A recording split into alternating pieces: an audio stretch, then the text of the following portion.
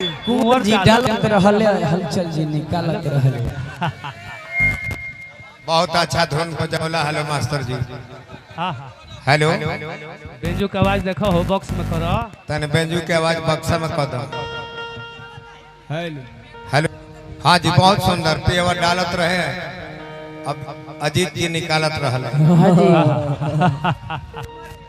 खिंचत रहले। हेलो बड़ी सुंदर सुंदर बात भी कनी है जी। हम गाड़ी घोड़ा भी कुल किनले बानी। S11 हो और लोग तो स्टिकर साट के चलता। हमने लोग अगर रिक्शा पर भी चली तो हमने के लोग महान कहे। रवा जितने बढ़िया बढ़िया गाड़ी खरीद के चलब तो उतने राउर नाम बढ़ी। राउर नाम बढ़ी। हमने के बढ़े वाला नहीं थे।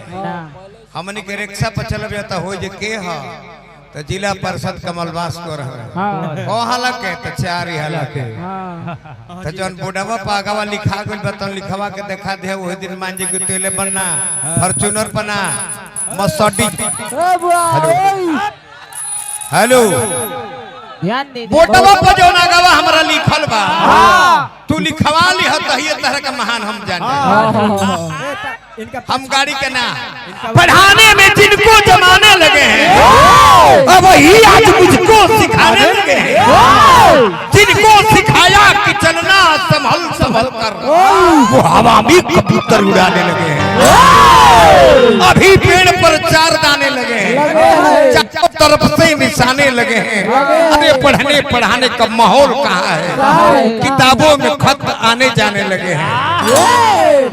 अजीत बाबू छोट मुँह से बड़ बात ना बतियाओ। 5 वोट वार्ड में मिलबे ना करिए लागत है अच्छी हाँ जी यही तरह के ओटनी रहली।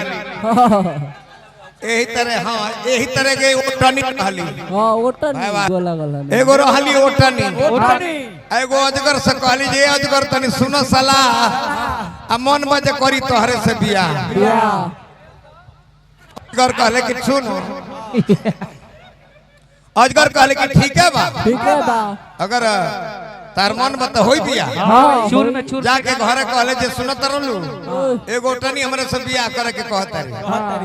घर के लोग कहल जे चूर में चूर अगर मिल जाए त जाके बियाह को घाला चूर में ओइले नपले अपन दे है उनकर दे त कहले जता त बिया होता त हमारे थिए बे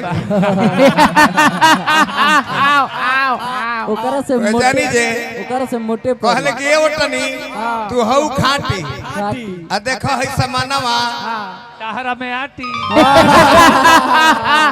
ओटनी भर में हली हली माटी कि बाप रे बाप के कोन आटी आ ओटनी जब देख हथियार वही जा लगली पीटे का बात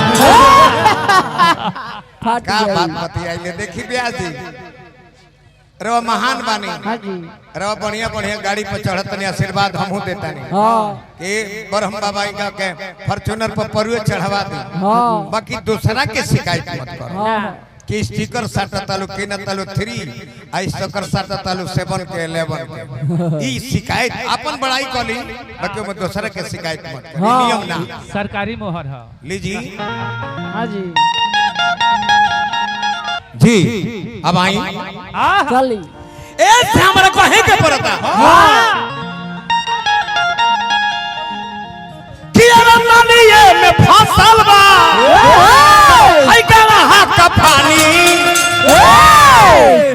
अरे मर्दा के मोल है अरे हिजड़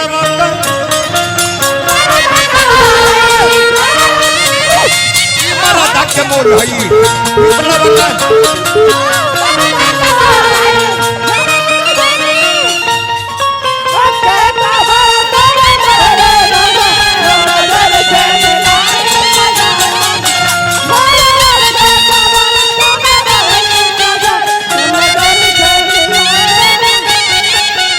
मेरे रास्ते कमर तुझे पहली नजर जो नजर से मिलाई मजा आ गया।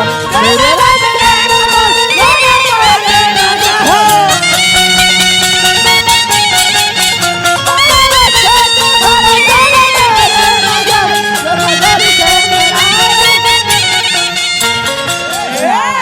नाच दू किस्म के ना चल जाला। जब स्टेज छोट होखे तो घुमरी परुआ ना खेलल जाला, लहंगा में लसरा के कुल माइक दिगा जे। अब कमर और लौकत ना रही तो बॉडी से ऊपर वाला हिजा से ऊपर के जितना काम बा वो देखावल जाला। एकर पर ध्यान दी। वाह हेलो ध्यान रखियो। होई ब्यास अपना मुंह से अपन करनी भात देने के बार बहुबरनी अपना मुंह से अपन बड़ाई है उहे शिकायत है। हां जी नरक जाए केरा काटल घसिया कैसन होला गदा हक्का जाली एक काटल घसिया कैसन होला गदा हक्का जाली काटल घास कैसन होला गदा हक्का जाली का जाने अरे आदि के समाध होई बनरा का जाली अरे मरदा के मोल होई चहनाली ये में फसल बन ई गाना हक्का नाली ये में फसल बन गाना हक्का